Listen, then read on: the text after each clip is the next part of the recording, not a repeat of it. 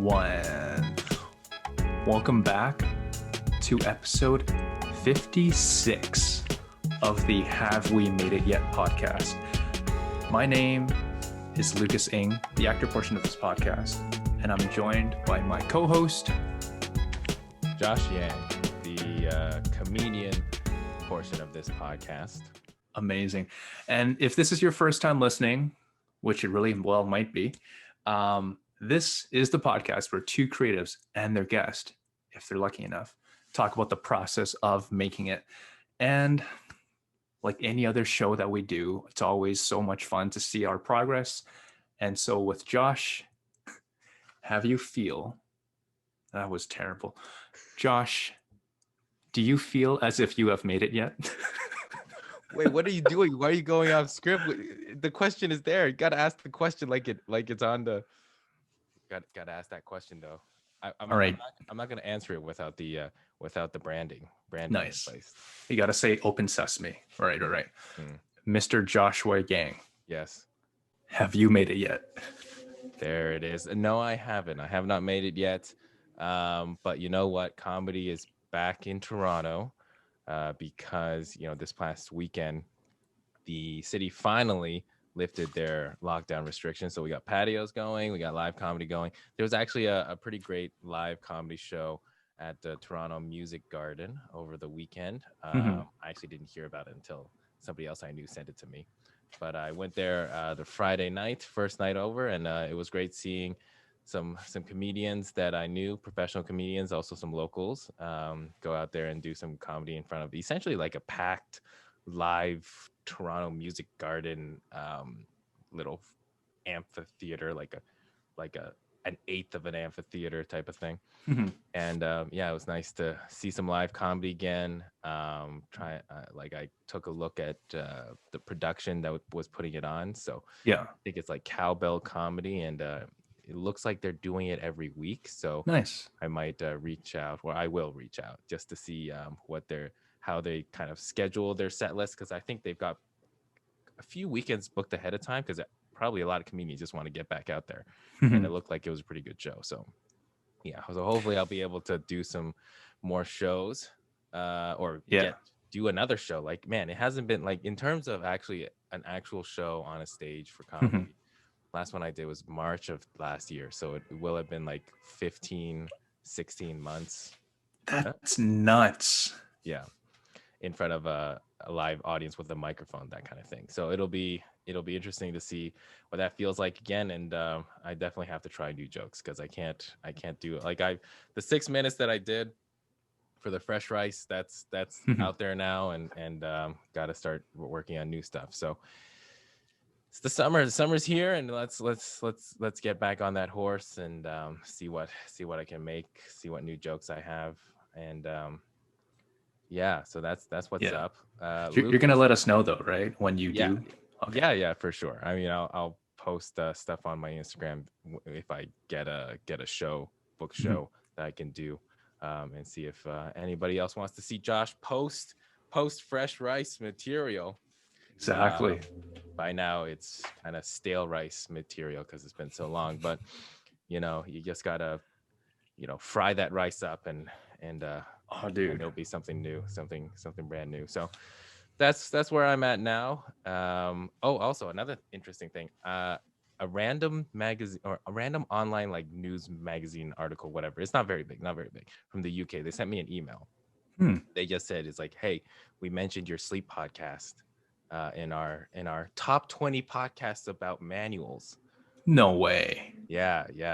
And I was on there, and it was like so nice because it was all organic. I didn't know about them at all. They just like probably just Google searched manual podcast and like just scroll through a bunch of them. It's like, oh, okay, this guy, all right, just put him in. Yeah. I'm pretty sure it's a random intern that had a job to just make content, and it was like, okay, just add him. That's crazy. Manual podcast is actually like a genre. I guess. I mean, there's enough for top 20, and guess whose podcast made it to top 20 in no particular order? This guy. So it's kind of nice, a little thing that popped up, and makes me think I should probably do some more for that thing. But dude, promote it, man. Yeah. Promote it. I'll do more manuals just for that now that I know.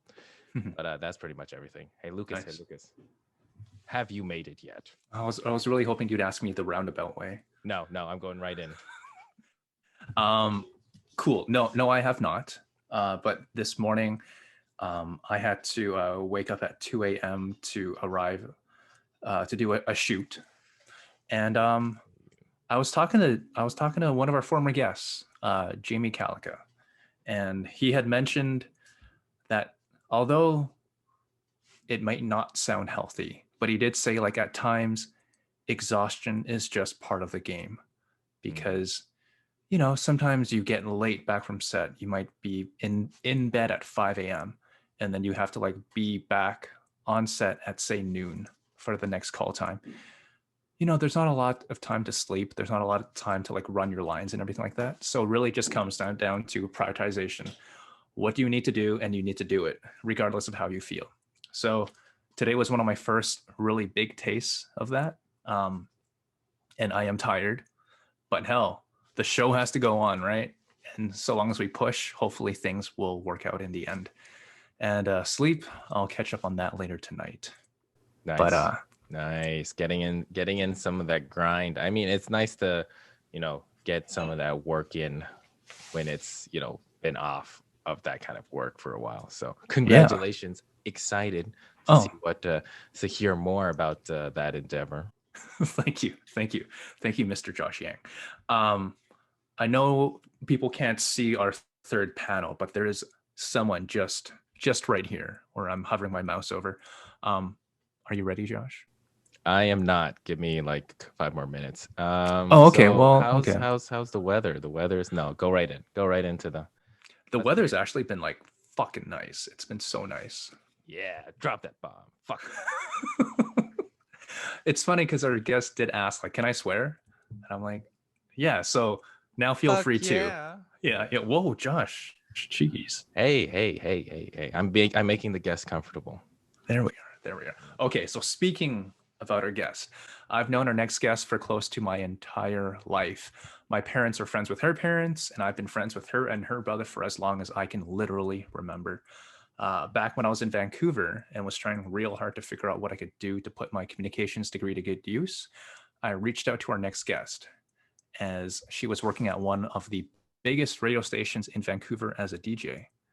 She graciously took my questions about her journey in the media industry and even gave me a tour of her radio station to get a behind the scenes look at what it takes to make the radio show that I listen to on a daily basis. In essence, she showed me that being the talent on camera, or in that case, being the talent on the mic, was a possibility. Her drive, determination, and generous heart, I'm sure, will shine on through tonight. She's a multi talented artist and counselor who specializes in grief counseling. She's also an actor, a voice actor, and a radio host at Vancouver's JR Country. Please give it up for Vanessa Chiu. Hi, guys. Hey, how's it going? Good. I'm doing well. It's nice to see you both. Yeah. Nice to meet you. Nice to meet you. Nice to meet you as well, Josh. As we start off with every show, though, Vanessa, have you made it yet? I have made it through half of 2021. That's something, right? Count it. Legit, count though. it. We've all made it through half of 2021. I can't believe it's June. It's crazy. I know. Like it's legit. Just over half of June is over already. It's crazy how fast this year is going. Yeah, totally. Mm-hmm. But also 2021 went by insanely quick and slow at the same time. I know, hey? I know. Oh my god. Okay, so okay, you've made it. Okay, cool, dope. No. In that sense of the phrase. In that sense of the phrase. But hey, I feel like we need to ask that. We're gonna reiterate that question, Vanessa. We're gonna hold you to an answer because this is a hard hitting podcast. We have a reputation, or if not, we have a very limited, theory to our podcast that doesn't talk about anything else. So Okay, ask me that question again later. All right. Well, all right. Well, we'll ask some more. We'll ask periodically, and then it'll be like, Okay. did that feel like it was making it? Cool. Okay, so we're just going to start from the very, very beginning of basically your professional life there. As I've seen on LinkedIn and your personal histories and all that stuff, I saw that you started as a TA at the most dreaded high school in BC, Pacific Academy. Ew. Oh Gross. my gosh. By the way, a diss right there off the bat. Yeah. Sorry, they're go my ahead. rivals. They're my rivals, so I give them no love. Anyways, What school did you go to? well, back then Did it you go was to called. John Knox? I did. Oh yeah, I do remember that. Yeah. So, but then I went to high school. I went to Fraser Valley Christian, which is Yes. now Oh, Surrey yes. Christian. Yeah. Oh, I do remember that. Yeah, so you are rivals. with Oh, PA. totally. Yeah. I know. Disgusting. Ew. Uh, so I saw that you were starting as a TA at Pacific Academy. Yeah. Do you have any early memories while TAing that you had wanted to pursue the entertainment field? So it's funny that you would bring that up. I had no idea you were going to ask me that question or bring PA up into the conversation. Ew.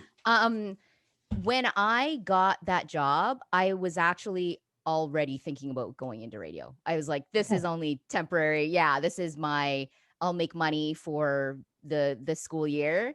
And then I'm like all into radio because I had already taken one night school course that was an introduction to radio. And I was like, oh my God, I love it. I got to do this full time into the program and try to get in. And so that was my goal while I was working as a TA at Pacific Academy. And they knew it as well. Oh. And they actually joked if I could give them my education degree, because I'd gone through the entire education program at SFU.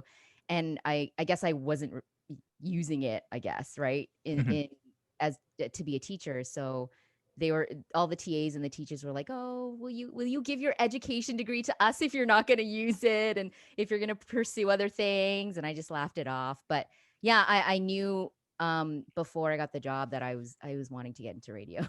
Nice. Was there like a final experience that you had at TA that like solidified that position? Like, TAing, don't want to do it anymore. It was a combination of that and also just my experience in the education program itself. I just didn't feel that passionate about teaching. I just didn't feel like it was a great fit for me. And I because we grew up in church together, and Josh, I'll tell you that I've always worked with kids. Like I've always volunteered with kids. That was just a thing in the church we grew up in, right? Like there's just so many kids camps and kids groups and Bible study groups. And I was always giving my time and serving kids in that capacity, which I loved. I still love working with kids now, but back then I just knew in the program and then being a TA at Pacific Academy that I was like, I don't really love this and I don't want to do it long term or for the rest of my life. I just didn't see myself in that position. So I was like, I want to find something that I really love doing, and this isn't it. Oh, okay. That's awesome though. Like you still, even though you were on your professional trajectory in teaching, that you still were taking night classes to pursue your passions though. Yeah. Right. Yeah. And I feel like if I hadn't taken that one night school course, I just wouldn't have known what the radio program would have been like. Right. Yeah. For sure. I also do see though, like, you've had to leave home to essentially pursue your radio passions and everything like that. What city did you go to first? I moved to Prince George. Damn. Which is like when people who haven't traveled up north a lot, I think that's the furthest I've been. It's when you look at a map, it's actually like right in the middle of BC. It's not even like north, right? You can go even more north where it's even colder. Yeah. But yeah, Prince George was my first time moving away from home. Nice. Yeah. Yeah. And what was the station called then? I worked at a station called The River. Dope. I think it was 1031, the river. I don't even remember the numbers, but yeah, the river. It's still called the river now. Oh, okay. Yeah. Yeah, like I know since then you've moved back to Vancouver and like Yeah. have done stints at like Sonic and also at JR right now too. What were the major differences that you see now from say like working at radio at Prince George as opposed to working back in Vancouver? Hmm. That's a great question. Differences. Well, in terms of location, like Prince George is obviously a much smaller town than Vancouver is, right? Yeah. Um, I didn't feel as much pressure Oh. to perform, I think, and also pressure to perform things that sound dirty but aren't. But because in Vancouver, like most of my friends and my family are here, right? So they can easily listen to me. They can just like Yep. turn on the radio. I mean, you can listen to anyone online these days, but in Prince George, like it was just me, so I didn't really feel as much pressure because I was like, oh, like nobody knows who I am. Like it doesn't really matter, kind of Yeah. thing. Like I still took my job seriously and I loved it, but I think that pressure from people knowing me and listening to me on purpose wasn't there. Yeah. Yeah. Oh my God. Did you have any like small town moments when you were doing your stint at the river? Oh my goodness, small town moments. Like doing the traffic and it's like Um, just the one tractor that's blocking the one highway. oh, we would have a lot of lost pet type ads, like people calling in about, Yeah. can you Oh. keep my, I mean, sometimes we still get that now, but it's even more so over there, like lost pets, also like moose on the highway, deer everywhere. Yeah, because it's more up north, right? So there's wildlife everywhere, and we're right Yeah. by the highway as well. So there's a lot of people, there's a lot of traffic going in and out of town, and there's always animals blocking the road. And so that was definitely something different compared to here. Yeah. Mm. That does sound. I guess that does take a while to get used to because I'm sure like just your social circle back up at Prince George. Like what can you do up there? Yeah, that is a great question. So, Oh, what you can do is stay warm inside for 9 months out of the 12 months of the year. Because shit. winter's pretty, it's much longer there, and it's colder, obviously. Like the wind chill factor is insane. Like you would hear Yep. on the news, if you don't have to go outside, then don't, because and if you're not dressed properly, if you need to go outside, then you'll freeze to death, Oh which is my not, God. it's not an exaggeration. So and I mean Toronto gets pretty cold too though in the wintertime. Yeah, but there people people still do things. Um People still go yeah. out. Yeah. Like I can only imagine like if you're stuck inside the whole time, you can only play Settlers of Catan like however X many times and that's it. Yeah. Yeah. Yeah. Yeah, wintertime was much more difficult. I probably had seasonal affective disorder when Oh I was there. no. Yeah. Just because you're not getting as much sunlight, right? Mm. And I am someone who loves the sunlight. I love cycling. So as soon as the weather changed up there, I was out on my bike like every day until September when Yeah. it was like wintertime again. Yeah. Yeah. Yeah. Huh. So I actually do have a question because I know Prince George. I went to Prince George once because I spent a summer in the middle of BC as well. There is something you can do if you're from Prince George in the middle of BC. You could always go to Barkerville Historic I went there. yes. Yeah. Barkerville Historic Town. Yeah. Now, the reason I bring this up is because one summer in 2011, I worked at Barkerville Historic Town. Nice. What did you do there? So, as you can, they have a Chinatown at the end of. Oh God. Yeah. So- Yes. So I do clearly, know. with my Obviously. facial skills, I was able to lock down a Chinese school teacher. Funny enough, Oh like my God. you left the teaching profession to go do radio, and I went to be a fake teacher. Yeah, totally. So I did that for a summer, like the first year of first summer break in college for me. So yeah, I do remember that, and from what I hear, it was the Disneyland of northern BC. that what they called it? I didn't even know that. I think it was more so just like almost like a local kind of jest type of thing because Yeah, it literally is nothing else to do, and that's there's like one of nothing the else to things do. where it's like Yeah. kind of an experience. Yeah. So And so it's you not went? nearly as big as Disneyland. Not No. nearly as big. No, it wasn't. Chinatown in and of itself was like a few houses, but like Yeah, I yeah, remember. Well, It's good a, for you. yeah. It's a gold mining town, right? yep, Yep, yep. that's Okay. what they. Yep, yep. And there was a lot of like you can pan for gold. Like the kids would go there and pan for Nice. gold type of thing. Yeah, Mhm, yeah. mhm. And then God. they would have me teach them abacus and some Chinese characters. That's big. That's actually to this day is one of the best jobs I ever had because most of the time Aw. I just sat around in Chinatown playing Chinese checkers or Chinese chess. With the other Asian. Yeah, because there were two of Asian workers. us. Because there Oh, had to be two of us. Because it wouldn't be a town if it was just one. It would just be sad. yes, that's true. That's So they true. had to have two of us, and we Yeah. just sat there playing Chinese chess, and we waved at people and took photos. But I was Oh getting paid man. good to just sit there and look pretty. So Do you have a that was Be costume? Asian. Just be yourself, right? oh, I had a Mhm. costume. I had a serious get up with a hat and everything. I got to practice my old Asian dad walk, so that was great. Oh, hands behind the Nice. back. Yes. Nice. Did you Yes. Yeah. squat? Like, did you do like squats? Sit down on your 2 feet without Well, touching your bum to the ground? my Nice. my little like mock type get up.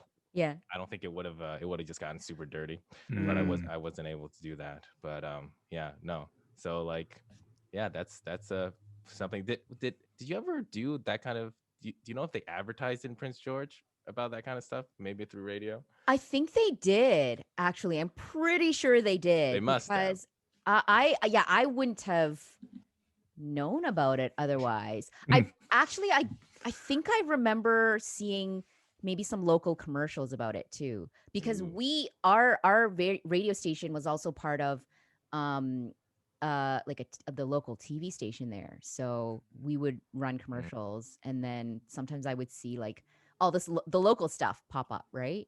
Yeah. So So yeah. I guess with like a small size of Prince George and it's much more of a small local town type of Yeah. community, like Yeah. I assume radio must have been like a big part of the everyday life there to a certain Yeah, because there wasn't there weren't a lot of other stations there, so there extent. wasn't a lot of competition. Like there was us, which we played like adult top 40 hits, like a mix of pop and the older stuff. And then our sister station down the hall in the same building was a classic rock station, and then we had a modern-ish rock station down literally like 2 steps down the street. Mm. And then I think they had another sister station. So it was like 4 stations. It's really, really small. And then like CBC, but CBC is like everywhere, right? Yeah. But local stations, it was really, really small. So yeah. Yeah. Is that kind of like what you would imagine the progression would be if you wanted to work in radio? Like you have to go to smaller local markets, kind of gain some experience there, and then try to tackle some bigger markets, see if you can relocate and stuff like that. Yeah, totally. That's Mm. totally exactly what we were told in radio school. So our teachers would tell us constantly that, especially with on air talent, if you want to get a full time job, and succeed in whatever day part, mornings, afternoons, whatever, middays, evenings, if you Mhm. want to get a full-time Monday to Friday like on air job at a station in a bigger city like Vancouver, for example, Calgary, Toronto, obviously, Ottawa, you have to pay your dues. You have Mhm. to move away to butt fuck nowhere and put in your time, do all the jobs, do like 10 jobs, do whatever you can, say yes to everything, Mhm. which I don't agree with now. Say yes to everything and be a yes person. Yeah. And you got to put in your time. So they told us that a lot, Mhm. and just to drill that in there. And I mean, it's true. I really don't believe that if I hadn't moved away and gotten that experience and seen how a smaller station ran and in a local community that really appreciated local radio in that way, Mhm. then I don't think I would have gotten, my jobs in Victoria and then eventually back here in Vancouver. So Yeah. I do think that of course there were positives about it, Mhm. about moving away and gaining experience. But yeah, that was Yeah. something that they told us that we had to be prepared to do if we wanted to get an on-air position. Right. Right. Right. So you touched upon that though too. The topic of like leaving home has always been someone that kind of always resonated with me because I've moved to Hong Kong, I'm moving to Toronto and everything like that. Sometimes moving away can do one of two things. It can really like cement your love for the industry that you want to pursue, or it could Mhm. totally break down the person. Moving away to Prince George, where did that land for you in those two extremes? Yeah, so I feel like I was on both ends at some points. Like Mm. I would kind of, go either direction sometimes. Mhm. But I think I lean more towards like I'm gonna push through and this is it for me. And Yeah. because I was working, the position that I got in Prince George was evening no, not evening, sorry, weekends. So I Mhm. had Saturday, Sundays, and then I filled in on holidays. And also I did part-time production, so I was putting together commercials and promotions and stuff. Mhm. And I filled in for on-air vacation time when the full-time employees were away. Yeah. So um I guess I got a taste of a little bit of everything. But in that time while I was working my job in Prince George, I was also continuously and consistently looking for on-air jobs at the Mm. same time, like Mhm. full-time on-air jobs, not on-air and split with like production and all that other stuff. Mhm. I must have applied to, I don't know, 50 plus jobs when I was there for the year. Yeah. And I was like reworking my resume and my cover letter, and working on my demo. Like I was getting audio all the time from work. And I was like, just like, how can I get better? How can I make my audio better? Yeah. And I was sending them everywhere. I hadn't sent any to the States at that point, but within Canada, like all across Canada, like Mhm. Halifax, Toronto, Montreal, Ottawa. I skipped over like Saskatchewan and Alberta, but I I like the bigger cities, and of Yeah. course anywhere in BC and Vancouver, anywhere I can move closer to home to Mhm. Vancouver, which is where I wanted to end up Yeah. eventually. Oh, that's awesome. So it still gave you that drive, although you might not particularly want to stay in the city that you were in, it still gave you a drive to still stay in the industry and be in a bigger Mhm. market. Mhm. Yeah, That's awesome. definitely. Yeah. Yeah. I was also wondering too. Yes. So, what advice would you give to anyone who wishes to move away for any industry that they want to go into? Moving away can be really challenging. And I think from my experiences, moving away to work in an industry that I really wanted to work in and I was really passionate about was Mhm. was awesome. And I knew, even though I had that fear in me with moving away, because like you and I grew up in the church and some of our friends didn't move away, right? And they've Mhm. stayed here all of their lives. And Yep. which is totally fine. It's just how their journeys have played out, right? Mhm. Um, but I think moving away for me was scary, but I pushed that fear aside, knowing that it would be a good experience for me and it would Mhm. um, allow me to grow up a little bit and not depend on my parents so much. And I was cooking for myself and cleaning for myself and like, Yeah. just figuring out how to be an adult in my early 20s, I think, my mid 20s. Mhm. And yeah, it was a chance for me to learn about stuff that I probably wouldn't have Mhm. if I didn't move away from home. And um yeah, I felt like there was a little bit of fear in me and I was nervous and I did Mhm. get really homesick actually. Oh. Um I think 3 or 4 months into my job. Yeah. And then I was like crying all the time. Oh. And then when my parents would check up on me, I'd be like, yeah, okay, everything's good. Like I'm learning a lot and I'm working lots and working really hard. And then as soon as I would hang up the phone, I'd be like crying Oh. because I really missed home. And yeah, because I'd never been away from home before. That was like the first real time where I've Mhm. actually been away from like, and my close friends as Yeah. well. Mhm. Yeah. Oh my God. So how did you find a way to dig deep? Was it just merely distractions from work that got you there? So I did focus a lot on work and I loved the people I worked with. I think Mhm. work environment always is something that plays into how enjoyable your job is, right? Whether you're going to be there long term or short term. Mhm. So that's one thing that I really appreciated. And um, I also made sure to get outdoors since I was in Prince George, right? Mhm. And do some exploring.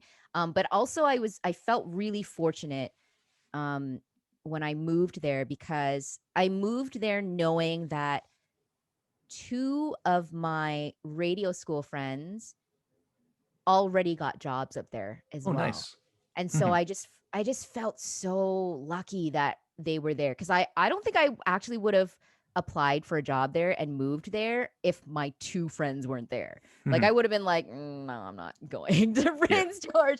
But Mhm. because one of them got a job working in promotions Mhm. um, full time, and then our other buddy was working at the competition station down the street, I was like, oh, sweet. Like at Mhm. least I have some company and can hang out with them. Yeah. And we were really tired. Radio class was really tight. Mhm. There were like 40 of us, and we were together for 2 years straight. So, um, yeah, I had them, which was really great. But also, when I think about it, Prince George isn't that far from Vancouver, so I Okay. actually did make the drive twice to and Damn. from yeah, on my own, which I loved because I really love driving.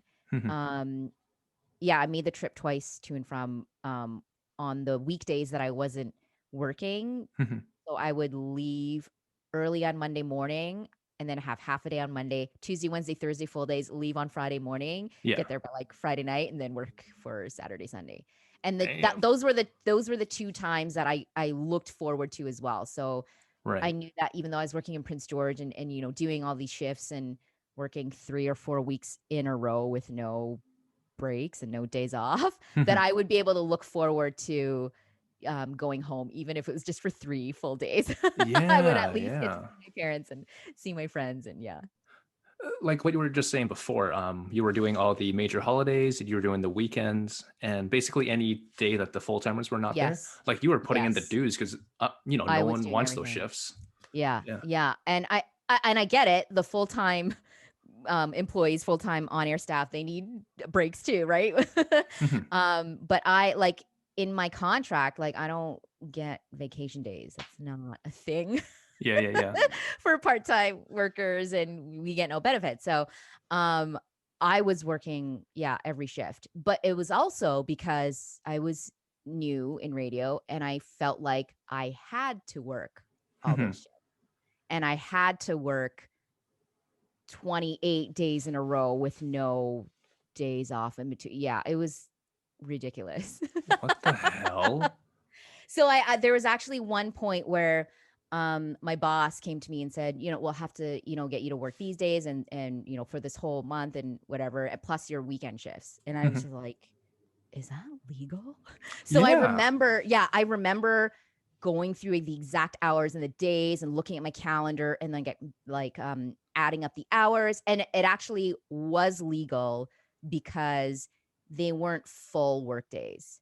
Oh my God. Yeah, so they that's how they would get around it. And Mhm. but doesn't matter. Like you're working 28 full straight days on air. Do you know how loopy you get after Yeah.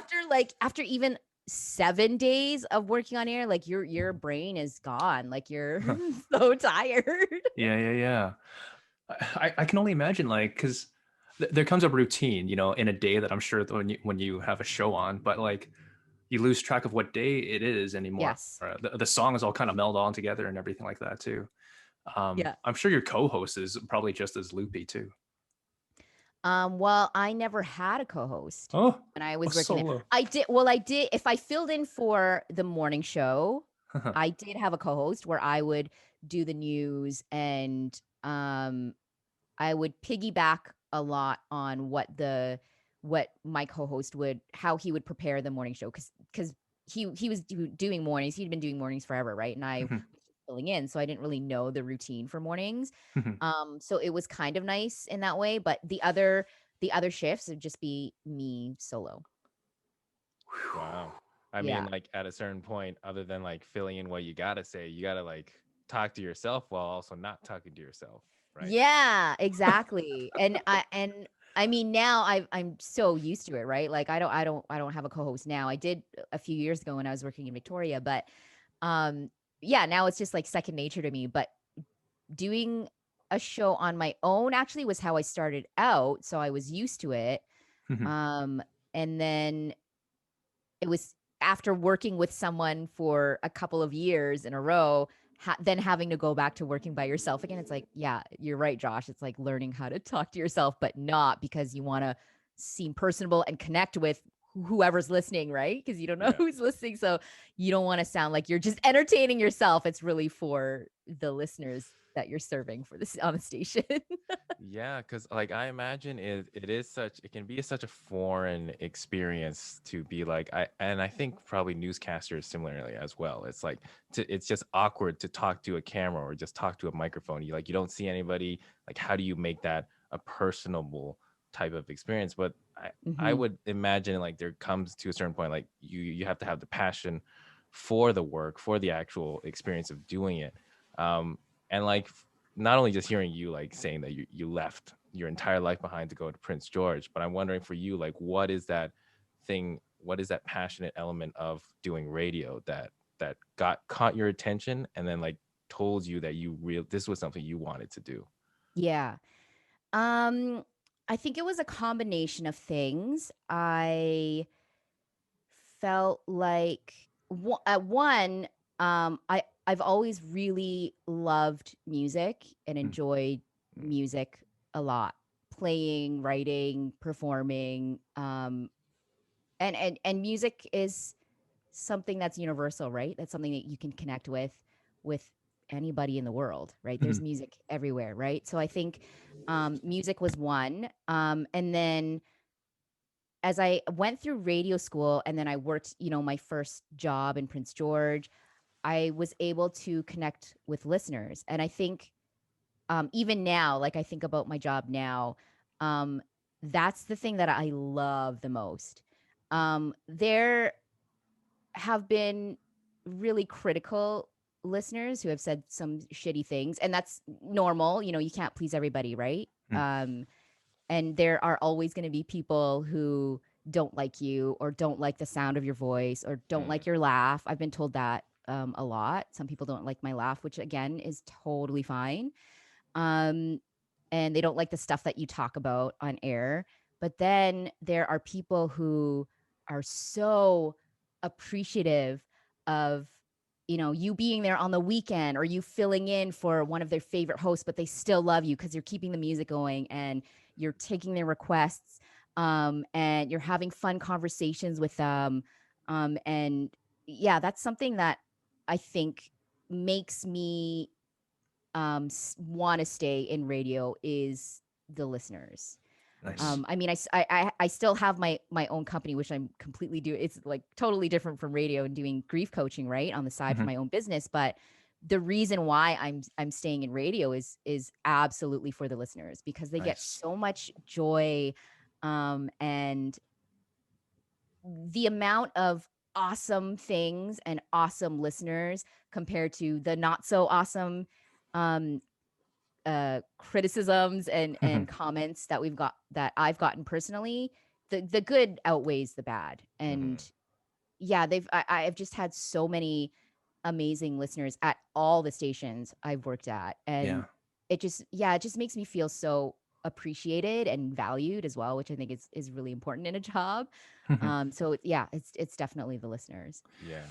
There is something to be said about, like, of course, you know, in radio it's like you're front of the mic. In acting it's like you're front of the camera, but like you, Vanessa, you're literally putting yourself out there as that person. You're not like working behind the scenes, so there takes a Yeah. certain amount of like toughness that I'm commending onto you to keep on going, just because you can't listen to all that other noise. You got to believe in yourself, and I find that so Yeah. empowering. Yeah, no, absolutely. And I think through my journey of being in radio for like 10 plus years, you know, I've learned along the way. Like I wasn't always like um you know, as resilient as I was before, and you know, taking the crap that people would say. Like it would really affect me, Oh, right? yeah. It's like, you know, when I first, you know, dabbled in acting in 2019, they're like, yeah, you're gonna get rejected for a bunch of auditions that you go to, right? Like you must know, right? Like, and like, Josh, people are gonna reject your comedy. And I'm like, not everybody is gonna love, you know, what you're presenting on stage, right? And your Yeah. writing and your jokes and your personal stories and you that you're sharing on stage, or like Lucas, you that you're sharing in this particular part, right? So yeah, it's knowing how to deal with that rejection and criticism as well, and not taking it personally. Yeah.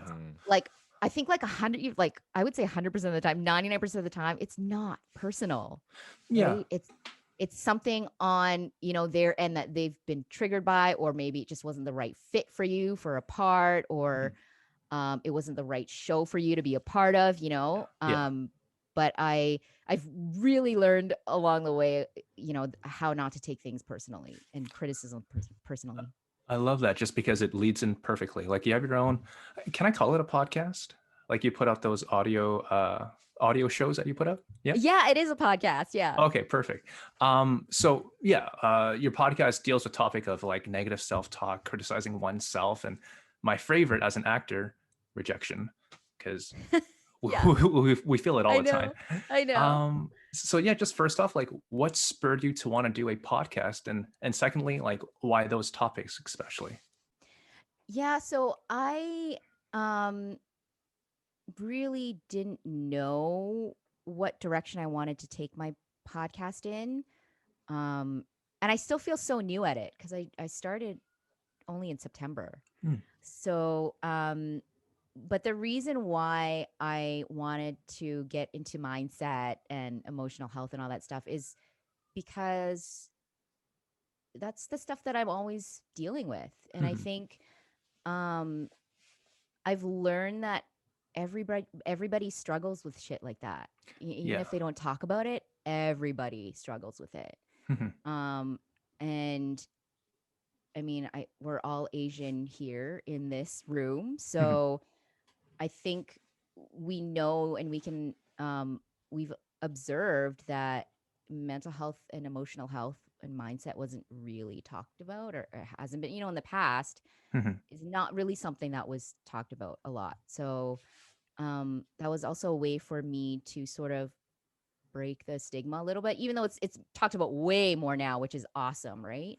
um it's just those topics are something that I'm always working on, and I hope that, you know, in my messaging and my content, in, you know, negative self-talk and how to deal with criticism and your inner critic, and you know, the awful things that we say to ourselves sometimes, I hope Yeah. that sharing, you know, how to work around that and how to overcome that and how to get unstuck from that mindset is possible. And I hope that what I share helps other people, Yeah. and they're able to get unstuck as well while I'm going through this process and this journey. Yeah.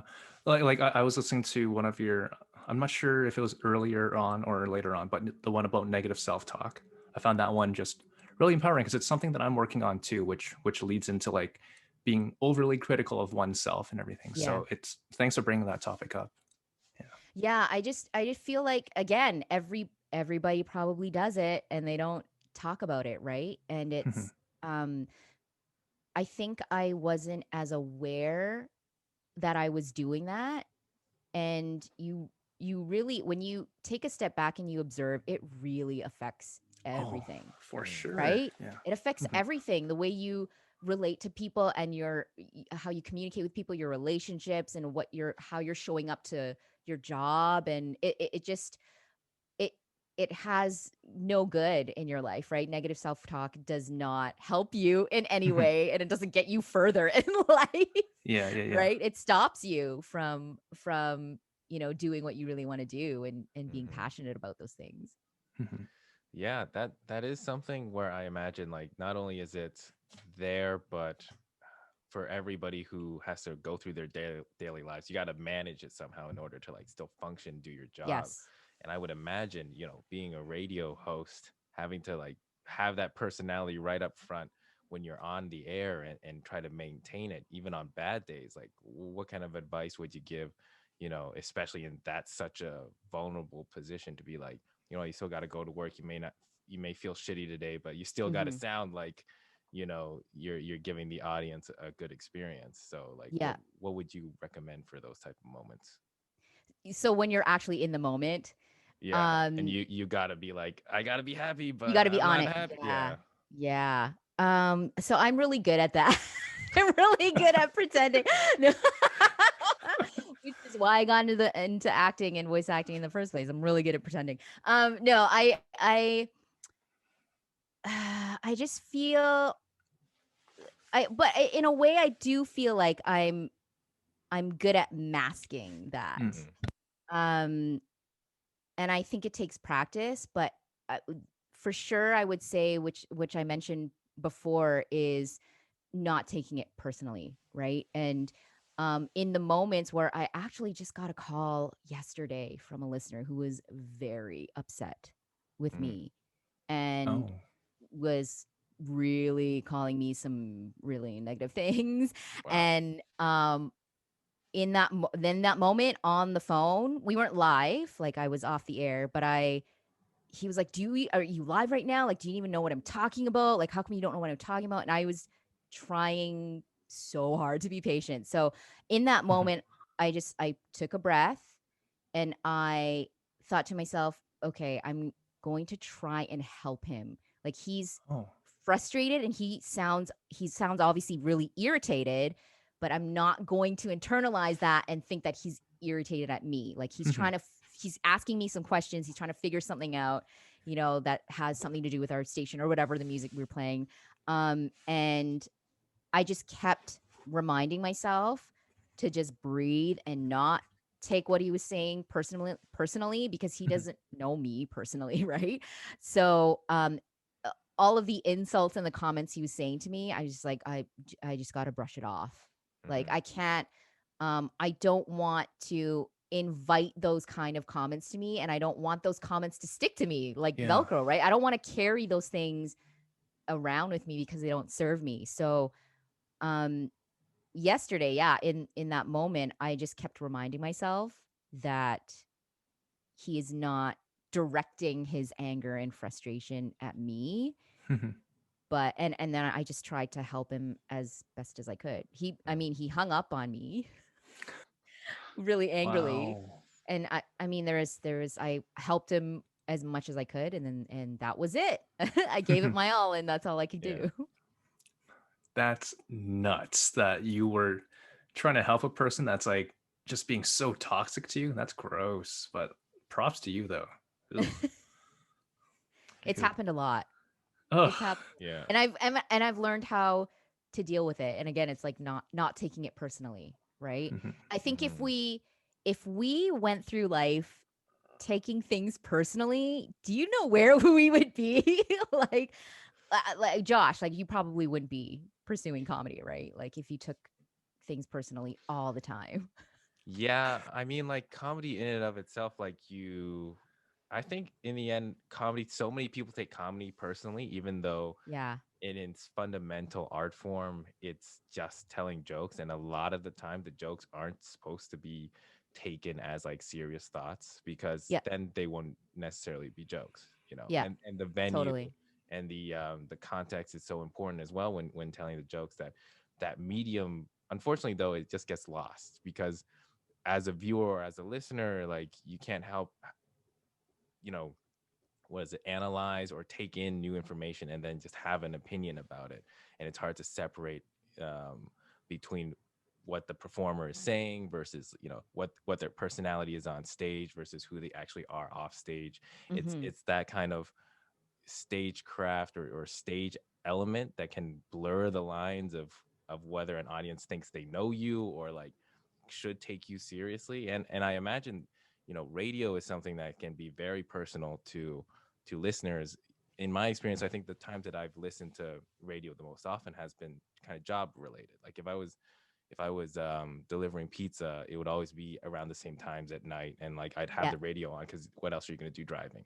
Yeah. Right. And like you listen to the same stations, you'd listen to the same kind of DJs on there, and like over time you can develop kind of this weird personal relationship with a voice over the state Totally. over the radio.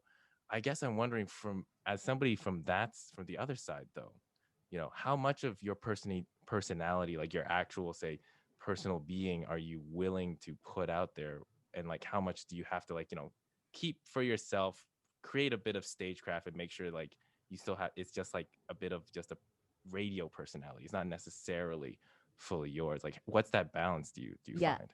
Yeah. Yeah, that's a really great question because that's something that definitely struggled with when I first got into radio because I was really concerned and scared about like how much of me do I put Mm, on air. And yeah, totally what you just said about finding the balance, right? And when I think back to the on-air talent that I listened to when I was growing up, Mhm. who I really admired and who I felt like I had that personal connection with because you'd listen to them every day, right? And it was like they were speaking directly to you.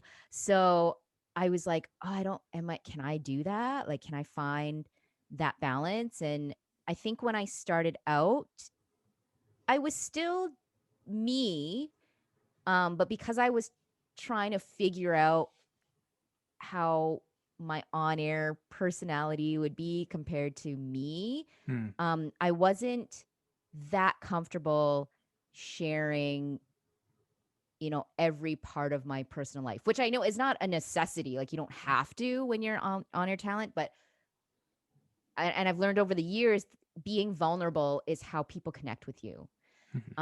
But I think when I first started out in radio, I definitely wasn't as vulnerable because I was still scared and worried about what people think would what people would think about me, which I've learned along the way to release that Mhm. because it doesn't help you in any way always worrying about what other people think. But now I don't really care as much.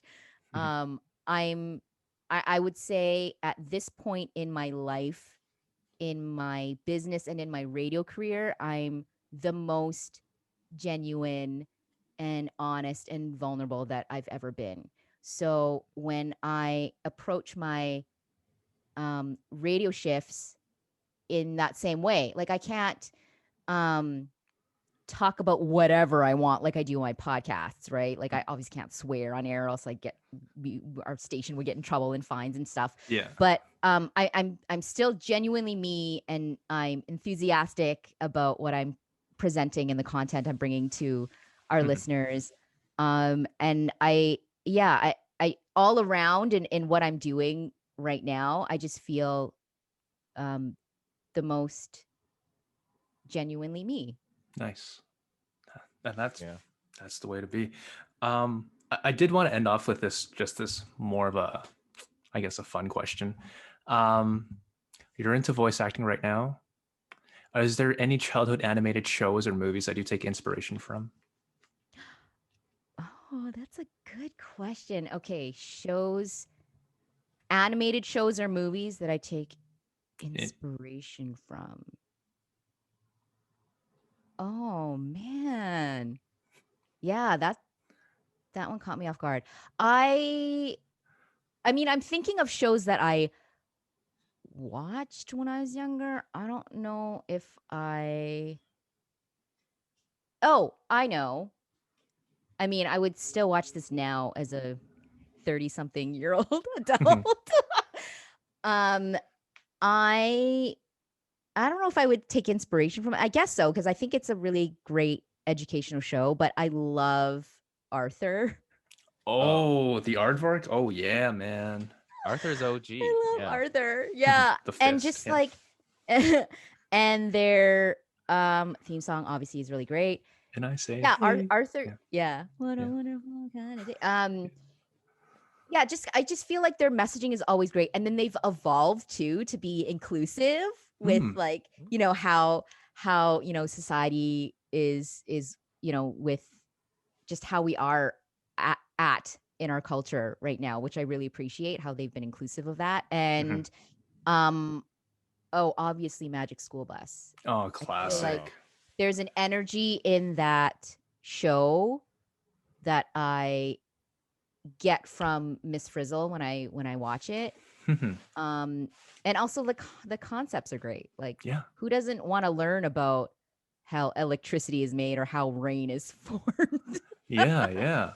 Just imagine like being in the booth while doing the voice Yeah, for Miss Frizzle. Like that energy you got to really bring up.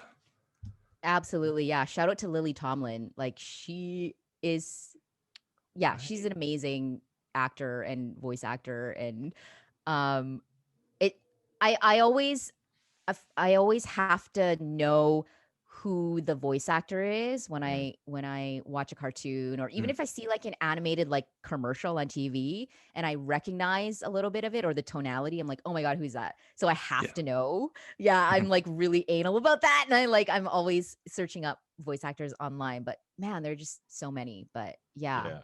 How it's did you how do you feel about Ash Ketchum and Bart Simpson being voiced, opposite gender, I think it's awesome. right? I think it's super awesome. Yeah, like I was actually just watching like a clip of Nancy Cartwright.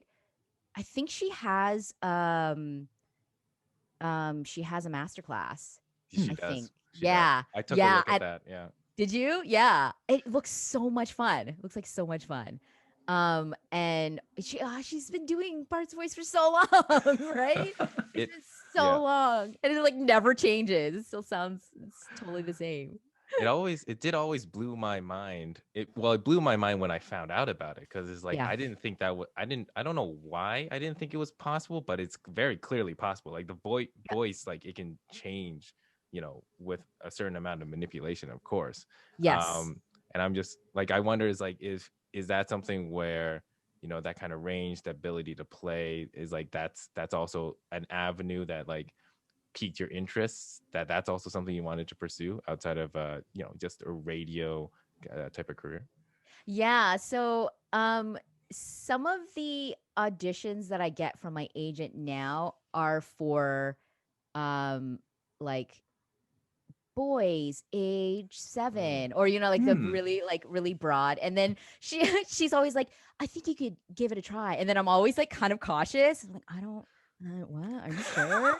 But it's like you have to play around with it, right? Like, if you're Mhm. not exploring um the range, and if you're not exploring your voice, like, you don't really know what's possible, Mhm. right? Mhm. So it's just like making up voices to myself, like when I'm at home by myself in my apartment, and just Nice. go at high range and low range or raspy, but making sure I'm not hurting my vocal cords at the same time. Mhm. But yeah, it's definitely something that I want to continue looking into, because it's just so fun. Like, you're Mhm. able to create characters from your voice. Like, that's pretty cool. Yeah, yeah, yeah. And the malleability that you have once you like start building up more voices, it sounds Yeah. like it's really versatile then. Yeah, totally. Yeah. Right. And then you get that, and you put that on your demos, and it just showcases like how much stuff that you can do, and that you love doing as well, because I'm sure it's going to sound really fun when you're making up voices on the spot. What is your range of I guess ages? So you said like 7-year-old boy. Does it go up to like 40-year-old? Well, I don't know the um range. Yeah. so I don't know if I've ever um specified a voice range. Hmm. Like, I've specified like on camera, like Yeah. no problem. But yeah, voice range is a little bit trickier, I think. I did try out for a couple of things that where they were looking for baby voices, and I was like, oh man, Oh, I Wow. don't know if I could do baby voices. yeah. Like that, what? Like cartoon baby voices and like mumble jumble, like not even saying words. And I was like, Mhm. oh, this is really interesting. I don't, and I've never gotten those parts. So I've never gotten feedback. Mhm. So I don't know really what works or not. And I don't want to say that because you didn't get an audition or you didn't get the part, that means it didn't work. Mm. Mhm. Like maybe they were just looking for a completely different tone or sound. Mhm. But yeah, that's the thing that's hard about auditions, right? Like Yeah. sometimes you don't, a lot of the times you don't get notes. So you're Yeah. like, Yeah. I don't know. And I'm guessing it's all self tapes too, right? Yeah. Yeah. Okay. Yeah. Interesting. So I record in my closet with a blanket. Hey, it's great. It's great Yeah. acoustics to like muffle Yeah. everything else out. Yeah. Yeah. Where That's what sound you do. doesn't bounce. Mhm. You do that too, Josh, right? N- I unfortunately I because everything you see on screen right now is all my room and all I have access to is like I have very little to access to. But yeah, I do hear like the best places to record is, you know, walled off. You got a recording blanket or something to dampen the sound. And like I imagine during the pandemic, that's just how like you needed to do any voiceovers, and that's just the Yep. way to go moving forward. I mean, like I guess from where I'm at is like I know Lucas and I have kind of talked a little bit about is like if I would might dabble into voiceover or like kind of voice acting, but I mean I'm very cognitive of the fact that I have a very set monotone, like a very set vocal range. Mm-hmm. Like, is that even like a niche enough, you know, need for that in the industry, or is it obviously like it feels like you have to have more range to get more opportunities and stuff like that? You would totally fail. Yeah, I'm I'm just trying to kidding. I'm trying to not take that personally. It's just, you know, I only have one voice. I literally only have one voice. um, have you tried exploring voices before though, Josh? Like your range? It just ends up getting deeper and more monotone. But I mean, I feel like when I get like higher, it just loses some heft. It loses heft. Yeah. Like I just feel like I can't turn that into an actual like malleable type of like personality. I just feel like Yeah. it's Yeah. either like kind of a middle monotone or just like lower or try to change up a bit of the accent maybe. But Like what kind of um voiceover projects, like what would be your ultimate, like, yeah, I think I could voice that. Like I think my voice would match that. Like what would be your go-to? pharmaceuticals. Yeah, there is definitely a market for that. Totally, I could totally do fine, especially for drowsy medication. That would work perfect. Now I feel that you're like you'd be making like parody pharmaceutical like commercials. Yeah, May yeah, yeah. cause drowsiness. May cause drowsiness, just other than my voice, but the thing may, Yeah. you know. But If the but yeah, medication doesn't work, my voice will put you to sleep. exactly. But yeah, I mean, like I thought it would be like I've always said, if it was like even if it was just comedic acting or like voiceover acting, like I kind of have this idea in my head where like I can play a specific character, but of Yeah. course, like you know, it's also a very niche, like small industry. Like the people who are actually like you know getting a lot of jobs often do the same jobs because people know them, people know they do good work. Have you found that that was something where it's like that's kind of tough to do to build up like a portfolio in the voiceover industry? Yeah, absolutely. It is. It's tough because there are millions of people out there who are doing the same thing. Mm-hmm. And anybody can just buy a mic and record in a closet, right? Like Yeah. you can get the cheapest mic out there and you can still make it sound decent and send Mhm. it in for auditions. But I started out doing like apart from voicing commercials and promotions and stuff for the radio stations I was working for, I started out on like voiceover websites just to see what it would be like, and get a Right. handle on editing my own stuff and sending it in, and seeing what kind of feedback I was getting. But it again, like, that's really competitive because there's so many people on there. um and I remember speaking with one of my friends who he's like had like a decent number of voiceover jobs, and he's done some animation as well. He, even with his experience, and the amount of projects he's done, and the brands that he's voiced for, he used to be like on the top of the roster for some of the local agencies and the production companies if they were looking for a voice, like in Vancouver. But Right. because they have access to famous celebrities like Ryan Reynolds Yeah. and etc., they're gonna go for a Ryan Reynolds and a celebrity who with a big name, right? Yeah. So in that way, when he told me that, I was kind of discouraged. Mm. But it's just, I still find so much joy, and it's fun, Mm. right? And I know you have talked about this, Lucas, in one of your other episodes about auditioning and just leaving it there. You don't look at your script, you don't look at your sides after it's done. You just leave everything behind. That's how I kind of feel about voiceover work as well, because you're just getting a bunch of auditions, and then if you're just like, if you take every single one, you're like, oh my god, I hope I get it, and you're just like going Yeah. crazy over them, like it just wrecks your mind, right? Like it just doesn't serve you in any way. So I approach my voiceover auditions in the same way. I Nice. have a character in mind or a voice in mind of what I think this particular character or animal or baby or whatever would sound like. Um, and then I just run with it and I leave it. I don't ever think like, no, I hope I'm gonna get it. Like sometimes I do, but obviously you want to get all the jobs that you audition for. You want to book them, right?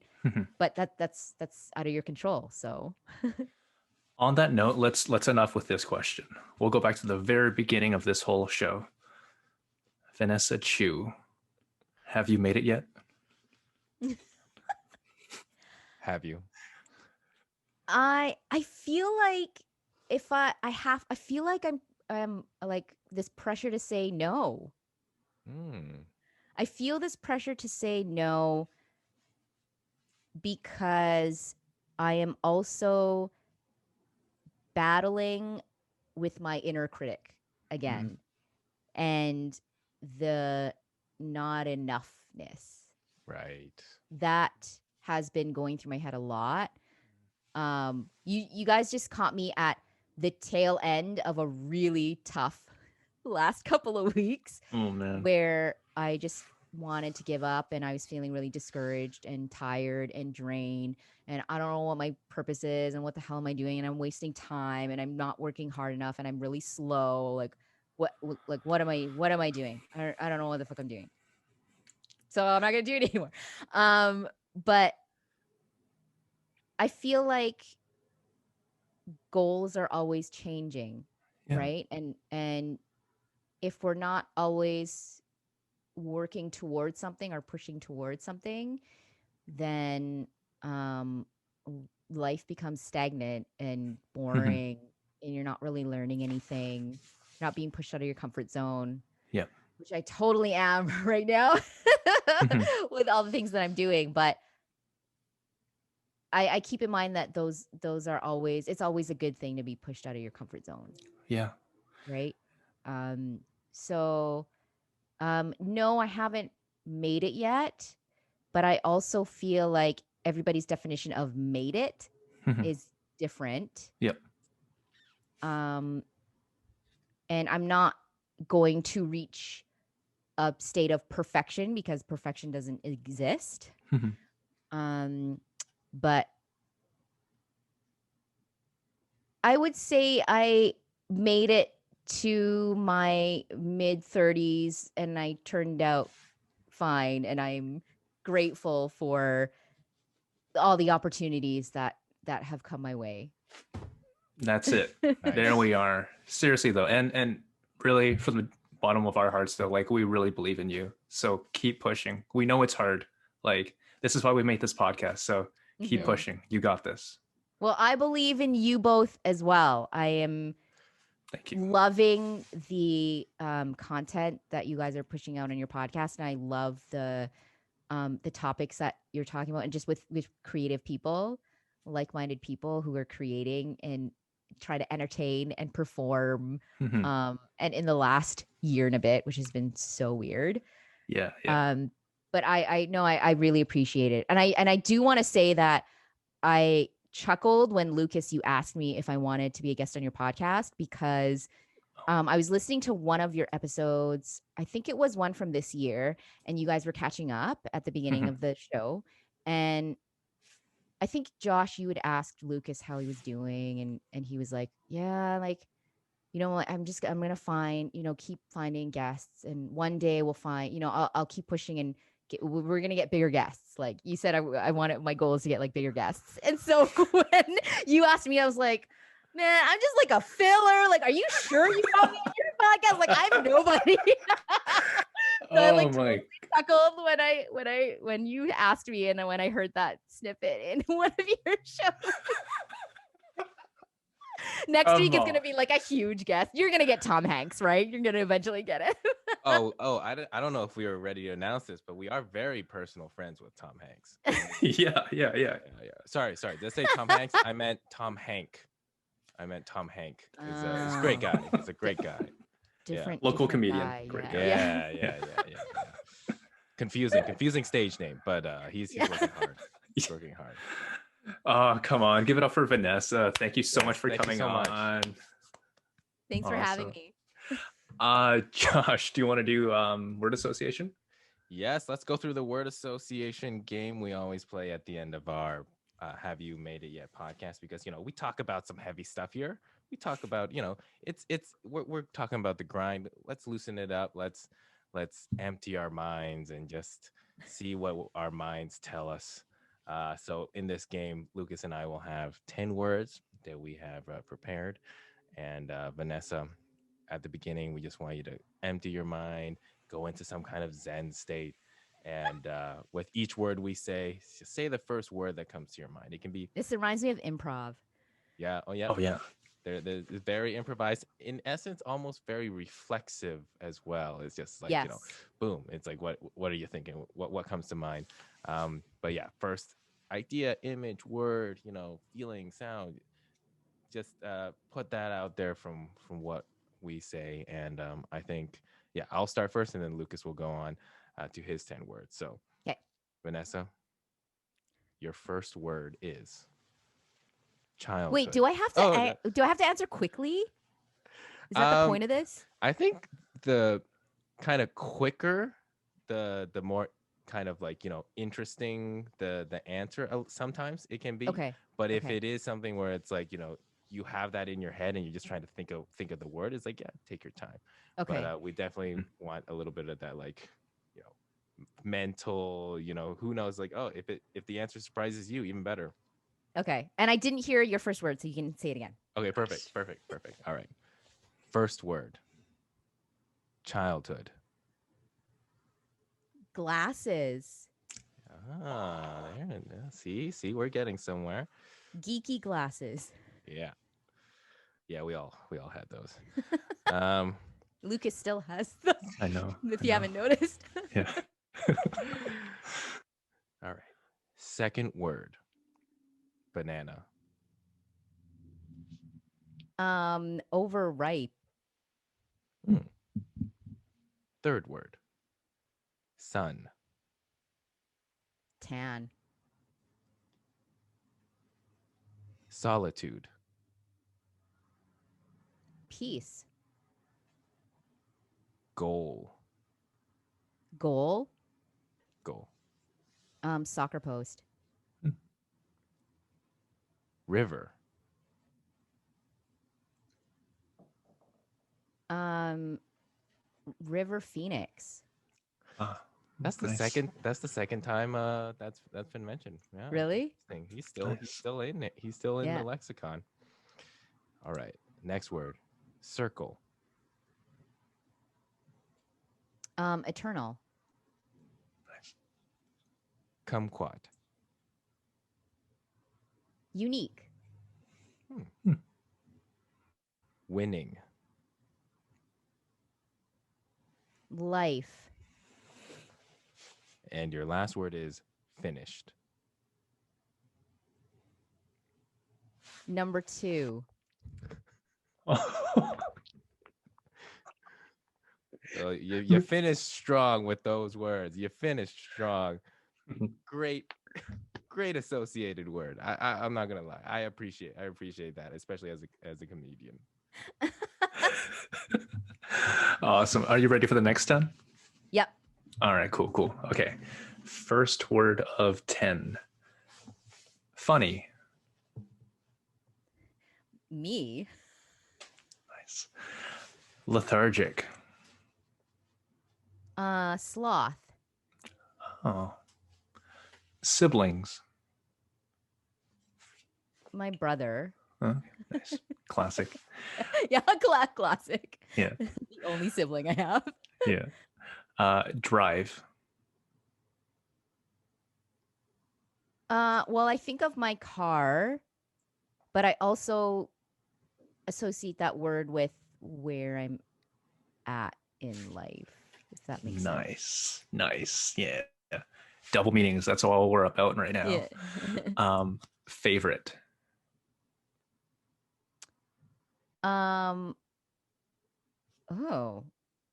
Favorite. Broad. Oh. Okay. I thought he meant like, okay, yeah, like favorite girl, like broad. I thought that's what he meant. Yes, that's what I meant. All right. Next one. History. I don't. The first word that came to mind was vast. Oh. Mm-hmm. Yeah. Pastry's fast. Yep. Next one. Prince George.